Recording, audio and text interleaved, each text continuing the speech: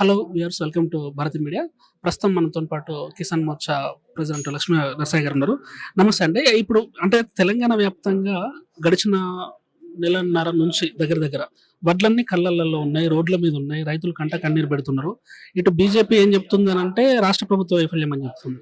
ఇటు కాంగ్రెస్ ఏం చెప్తుందంటే కేంద్ర ప్రభుత్వ వైఫల్యం అని చెప్తుంది. దీనిపై మీరు ఏమంటారు? ఒకటండి, ఈ కాంగ్రెస్ ప్రభుత్వము వరంగల్ డిక్లరేషన్ పేరుతో రైతులకు వాగ్దానం చేయడం జరిగింది. రైతులకు వాగ్దానం చేసి వరంగల్ డిక్లరేషన్ పేరుతోని చివరి గింజ వరకు మేము కొంటాము, ఎంఎస్పి ఇస్తాము అని చెప్పి రాష్ట్ర ప్రభుత్వం చెప్పడం జరిగింది. అదేవిధంగా కేంద్ర ప్రభుత్వం కూడా ప్రతి ధాన్యాన్ని కూడా కొంటామని చెప్పి కేంద్ర ప్రభుత్వము రైతులకు చేయూతనివ్వడానికి ఎంఎస్పి నిర్ణయించి మక్కలకు, జొన్నలకు, ధాన్యానికి, మిర్చికి, పత్తికి ఎంఎస్పి నిర్ణయించడం ఎవ్రీ ఇయర్ కూడా నిర్ణయించడం జరుగుతున్నది. దానికి ఇక్కడ రాష్ట్ర ప్రభుత్వము కేంద్ర ప్రభుత్వ నిధులతోటి తీసుకొని సేకరణ చేసి ఎఫ్సిఐకి పంపించాల్సిన బాధ్యత ఈ రాష్ట్ర ప్రభుత్వం మీద ఉన్నది. కానీ ఈ రాష్ట్ర ప్రభుత్వము నిర్లక్ష్య వైఖరి వల్ల మార్చి 15 వరకే కొనుగోలు కేంద్రాలు ప్రారంభించాల. దానికి వీళ్ళ పరిపాలన లోపము, అవగాహన లోపం వల్ల, అధికారులు అలసత్వం వల్ల కొనుగోలు కేంద్రాలు లేటుగా స్టార్ట్ కావడం జరిగింది. కొనుగోలు కేంద్రాలలో ధాన్యం పూర్తి స్థాయిలో స్టాక్ వచ్చేసేసి దాన్ని కొనుగోలు చేయకుండా ఆపడం జరిగింది. దాని వాళ్ళు ఏం చెప్తారంటే మీరు జీపీఎస్ కనెక్షన్ తీసుకొచ్చారు కొత్తగా. ఆ జీపీఎస్ కనెక్షన్ పెట్టడానికి మాకు టైం ఎక్కువ పట్టింది. ఇదంతా కేంద్ర ప్రభుత్వం వల్ల. దీనికి ధాన్యం కొనుగోలుకు జీపీఎస్సీ కనెక్షన్ లేనే లేదు. పూర్తి స్థాయిలో కొనుగోలు ఐకేపీ కేంద్రాలలో, పిఎస్సిసి సెంటర్లలో, వ్యవసాయ మార్కెట్ కమిటీ సెంటర్లలో ధాన్యం ప్రొక్యూర్మెంట్ చేస్తే ఆ ప్రొక్యూర్మెంట్ అయిన ధాన్యాన్ని వీళ్ళు పూర్తి స్థాయిలో కొని రైస్ మిల్లర్కి పంపించి మిల్లింగ్ చేసేసి ఎఫ్ఐ గోడానికి పంపించాల్సిన బాధ్యత ఈ రాష్ట్ర ప్రభుత్వం మీద ఉన్నది. దానికి సంబంధించిన బార్దాన్ గాని, సుతలి గాని, ట్రాన్స్పోర్ట్ గాని, హమాలి గాని, పూర్తి మిల్లింగ్ కు సరిపోయే డబ్బు గాని పూర్తి స్థాయిలో కేంద్ర ప్రభుత్వమే భరిస్తుంది. కానీ ఇక్కడ వాళ్ళ పరిపాలన లోపం వల్లనే ఈ విధంగా రైతులకు అధోగతి పాలైంది. ఎందుకంటే అక్కడ మేము అన్ని కొనుగోలు కేంద్రాలలో మేము వెళ్ళడం జరిగింది. ప్రతి దగ్గర కూడా ట్రాన్స్పోర్ట్ అనేది లేదు, గన్ని బ్యాగులు లేవు, టార్పాలిన్లు లేవు, వర్షంకు తడుస్తున్నాయి, ఎండకు ఎండుతున్నాయి. 2 నెలలుగా 40 రోజులుగా 30 రోజులుగా రైతులు అక్కడనే వంటలు చేసుకుని పడిగాపులు కాస్తున్నారు. కానీ ఈ ప్రభుత్వానికి చిత్తశుద్ధి లేదనే ఉద్దేశంతో భారతీయ జనతా పార్టీ 4 రోజుల నుంచి బస్ యాత్ర ప్రారంభించడం జరిగింది. ఎఫ్సి అంటే సాధారణంగా ఎప్పుడైనా కానీ ఎఫ్సిఐ నుంచి ఈ రాష్ట్ర ప్రభుత్వం ఎఫ్సిఐకి తీసుకుంటే ఎఫ్సిఐ కేంద్రం పరిధిలోకి వస్తుంది. సో సాధారణంగా ఇప్పుడు 52 లక్షల మెట్రిక్ టన్నులు మాత్రమే ఎఫ్సిఐ అలో చేసింది. కానీ తెలంగాణలో దాదాపు అంతకు మించి డబుల్ పంట పండింది. ప్రతి ఏసంగిలి ప్రాబ్లం వస్తుంది, కేంద్రం దగ్గర వైఫల్యం ఉంది అంటున్నారు. అంటే ఇప్పుడు మీరు కిసాన్ మోర్చా తరపున కానీ లేకపోతే తెలంగాణ బీజేపీ తరపు నుంచి కానీ కేంద్ర వ్యవసాయ శాఖ మంత్రిని కలిసి మరి తెలంగాణలో అనుకున్న దానికన్నా డబుల్ పంట పండింది, మరి దీనికి ఏమైనా ప్రత్యామ్నాయ మార్గాలు చూద్దామని చెప్పని మీరు ఏమైనా ముందుకెళ్ళి ఆలోచన? రాష్ట్ర ప్రభుత్వ బాధ్యత ఏంటంటే ఎరువు ఎంత కావాలో ఇంటింటి పెట్టాల్సిన బాధ్యత ఈ రాష్ట్ర ప్రభుత్వానికి.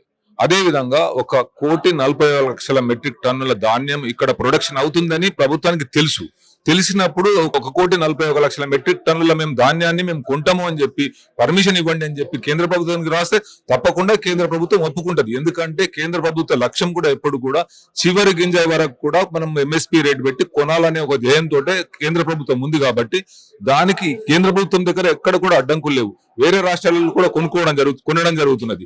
ఇక్కడ కూడా వాళ్ళ పరిపాలన వైఫల్యం వల్లనే ఈ విధంగా రైతుల అధోగతి పాలైందని చెప్పి మేము అంటున్నాం. ప్రస్తుతం బీజేపీ ఏదైతే రైతు కళ్ళల దగ్గరికి వెళ్ళి పోరుబాట చేసిందో దాని గురించి మాట్లాడడానికి మనతో పాటు ఎమ్మెల్యే సంజయ్ రెడ్డి గారు. నమస్తే అండి. అంటే మీరు ఏం చూసారు ఈ పోరుబాట కార్యక్రమంలో రైతుల కళ్ళల దగ్గరికి మీరు వాళ్ళ వాస్తవ పరిస్థితి ఏంటో మీరు చెప్పండి సార్.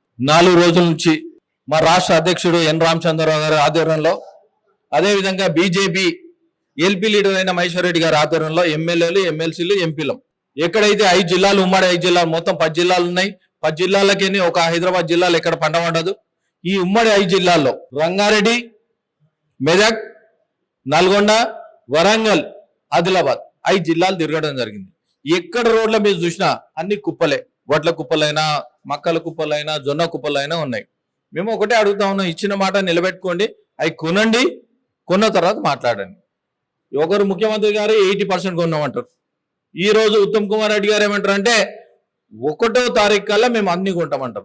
కొనండి సార్, మీరు కొన్నదాకానే మేము వెంబడి ఉంటాం, మేము ఏం అంటలేం కదా. రైతన్నల బాధ ఏదైతే ఉందో, జై జవాన్ జై కిసాన్ ఎప్పుడు మనం పుట్టకముందన్నారు. జవాన్ అనేది మన దేశాన్ని కాపాడుతారు బార్డర్ మీద ఉండి. జై కిసాన్ అంటోళ్ళు మన దగ్గర ఉండి ఓట్లు పండించేసి మనకు భోజనం పెట్టే వాళ్ళు.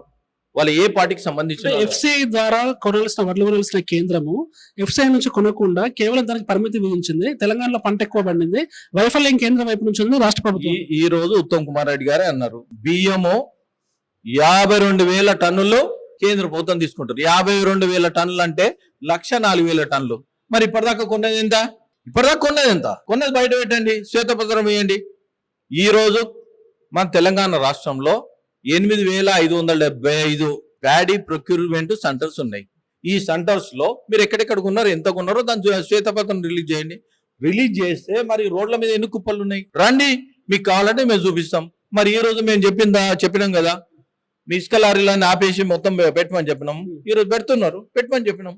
రైతన్నారు మీకు కొంటే మాకు అవసరం లేదు కదా. అంటే వాళ్ళు ఇచ్చిన డెడ్ లైన్ కొనకపోతే బీజేపీ కార్యాచరణ అంటే ఆల్రెడీ ఇప్పుడు 4 రోజులకు వెళ్ళొచ్చారు, మళ్ళీ భవిష్యత్ కార్యాచరణ మళ్ళీ మా మహేశ్వర్ అన్న ఆధ్వర్యంలో, రాష్ట్ర ప్రభుత్వం రామచంద్ర గారి ఆధ్వర్యంలో సేమ్ ఇంకా 4 జిల్లాలు తిరిగేది ఉంది. ఈ 4 జిల్లాల్లో మహబూబ్నగర్ అయినా, నల్గొండ అయినా, ఖమ్మం అయినా ఇవి మళ్ళీ తిరగాలి.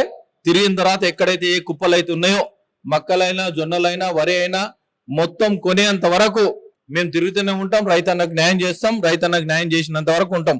ఇంకొకటి మీ ద్వారా కోరేది ఏంటంటే, అరే వరి గురించి మాట్లాడంటే మొన్న ట్రాన్స్పోర్ట్ మినిస్టర్ గారు పొన్నం ప్రభాకర్ గారు ఒకటే అన్నారు, రేటు పెంచిరు మాకు ఇబ్బంది అవుతుంది అన్నారు. పక్కది కర్ణాటక ప్రభుత్వం ఉంది. కర్ణాటక ప్రభుత్వంలో 6% వ్యాట్ తగ్గించి అక్కడ 99 రూపాయలు ఉంది, ఇక్కడ 103 రూపాయలు ఉంది. 4 రూపాయలు ఏదైతే పెంచిరో పేద ప్రజల మీద ఏమాత్రం పేరం ఉంటే, అన్న మీరు ముఖ్యమంత్రి గారితో మాట్లాడి 4 రూపాయలు తగ్గియాలని భారతీయ జనతా పార్టీ తరఫున డిమాండ్ చేస్తాం. Hi viewers, welcome to Bharati Media. ప్రస్తుతం తెలంగాణ వ్యాప్తంగా ఎక్కడ చూసినా కూడా రైతులు వడ్ల కొనుగోలు కేంద్రంలో ఇబ్బంది పడుతున్న విషయం మనకు తెలిసింది. అయితే దీనిపై బీజేపీ కూడా కళ్ళల దగ్గరికి పోవాలని చెప్పని గత 4 రోజులుగా ఒక కార్యక్రమం ప్రకటించుకొని వడ్ల కళ్ళల దగ్గరికి కూడా పోవడం జరిగింది. ఈ ప్రస్తుతం ఈ అంశంపై మాట్లాడడానికి మనతో పాటు ఎమ్మెల్సీ మల్క కుమరా గారు ఉన్నారు. నమస్తే సార్, చెప్పండి. అంటే ఇప్పుడు మీరు వడ్ల కళ్ళల కొనుగోలు దగ్గరికి పోయినప్పుడు, అంటే కొనుగోలు సెంటర్లకు వెళ్ళినప్పుడు రైతులు ప్రథమంగా ఏం డిమాండ్ చేస్తున్నారు, వాళ్ళ పరిస్థితి ఎట్లుంది మీరు చూసిన దాన్ని బట్టి? మేము జరిగిన డిస్ట్రిక్ట్స్లో రంగారెడ్డి కానీ, మహబూబ్నగర్ బార్డర్ కానీ, మెదక్ కానీ, వరంగల్ కానీ, పెద్దపల్లి కానీ, మంథని కానీ, కాటారం కానీ, ఖానాపూర్ కానీ, నిర్మల్, అన్ని సారంగపూర్ కానీ, నిర్మల్, ప్రతి జాగాలో యార్డులు, ప్రతి కళ్ళంలో రోడ్లను బట్టి చాలా రా మెటీరియల్ అవైలబుల్ ఉంది. గవర్నమెంట్ మేము కొనమని చెప్తుంది, కొంతవరకు కొనొచ్చు, కానీ ఇంకా బ్యాలెన్స్ ఉన్న మెటీరియల్ కూడా కొనాలనేది మా ఉద్దేశం. వాళ్ళ మేనిఫెస్టో ప్రకారం ప్రతి గింజ కొంటా అన్నారు, అది కొనాలి. అది మా డిమాండ్. తొందరగా కొంటా అంత బెటర్, ఎందుకంటే వర్షాకాలం మళ్ళీ స్టార్ట్ అవుతుంది కాబట్టి ఇమీడియట్ గా బ్యాలెన్స్ మీద రా మెటీరియల్ ఏమేమి అవైలబుల్ ఉన్నాయి అన్ని కొనాలి, అదే మా డిమాండ్. అంటే రాష్ట్ర ప్రభుత్వం ఏం చెప్తుంది అంటే, ఇది వడ్ల కొనుగోలు అంతా కూడా ఎఫ్సిఐ కేంద్రంగా కొనుగోలు చేయాలి ఎఫ్సిఐ ద్వారా, కానీ ఇది కేంద్ర ప్రభుత్వ వైఫల్యం వల్లనే ఇక్కడ వడ్లు కొనుగోలు కాకుండా మిగిలిపోతున్నాయని మీ పేరు చెప్తున్నారు, మీరేమో రాష్ట్ర ప్రభుత్వం పేరు చెప్తున్నారు. అసలు ఏంటి? Government of India A party కొనాలన్నా సెంట్రల్ గవర్నమెంట్, స్టేట్ గవర్నమెంట్ ముందే ఇంటెంట్ ఇవ్వాలి, మేము ఇంత మెటీరియల్ మీకు అమ్ముతాం, మీరు కొనాలి అని. వీళ్ళు ఇచ్చిన ఇంటెంట్ ప్రకారం గవర్నమెంట్ ఆఫ్ ఇండియా ఎఫ్సిఐకి ఉంటుంది. ఇప్పుడు కొంత ప్యాడీ ఎక్స్ట్రా ప్రొడక్షన్ అయింది, దాన్ని స్టేట్ గవర్నమెంటే వాళ్ళ మేనిఫెస్టోలో పెట్టి కొనాలన్నారు, కాబట్టి స్టేట్ గవర్నమెంట్ బాధ్యత వాళ్ళు కొనాలి.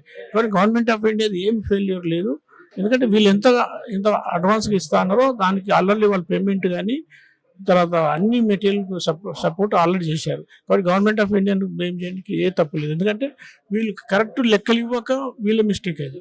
ఎంత ప్యాటర్న్ ఎక్కువ మన ప్రొడక్షన్ అవుతుందో ఎస్టిమేట్ కరెక్ట్ చేయక వీళ్ళు కరెక్ట్ లెక్కలు ఇవ్వలేదు. వీళ్ళు ఎంతవరకు కొనాలన్నారో వాళ్ళు ఉన్నారు, కాబట్టి గవర్నమెంట్ ఆఫ్ ఇండియా ఏం తప్పలేదు. అంటే నెక్స్ట్ మీ కార్యాచరణ అంటే మీరు రాష్ట్రంలో ఉన్నటువంటి బీజేపీ నేతలు ఒక పక్క వ్యూహంతో కానీ, లేకపోతే ప్రణాళిక రచించుకొని కానీ, లేకపోతే రైతులకు మేలు చేసే విధంగా కానీ ఉన్న తదుపరి కార్యాచరణ ఉండబోతుందా, మీరు ఏం చేయబోతున్నారు నెక్స్ట్? ఇప్పుడు మేము పాదయాత్ర నిన్న 4 days నిన్న కంప్లీట్ అయింది. మేము పాదయాత్ర స్టార్ట్ చేసిన తర్వాత ప్రొక్యూర్మెంట్ స్పీడ్ పెంచుకుంది. ఇంకా 3-4 daysలో వాళ్ళు మొత్తం కొంటా అంటున్నారు. We are already observing state information అంతా తీసుకుంటున్నాం. ఏ స్టేట్లో ఎంత కొన్నారు, మా స్టేట్ మొత్తం మీద ఎంత కొన్నారు, ఏ డిస్ట్రిక్ట్లో ఎంత కొన్నారు లెక్క తీస్తున్నాము, మేము అబ్జర్వ్ చేస్తాము. ఈ 4 days కంప్లీట్ చేయకపోతే again we'll start our padayatra to all the districts చేసి ప్రతి ప్యాడీ లాస్ట్ గింజ వరకు కూడా కొన్ని తట్టుగా మేము చూస్తాం.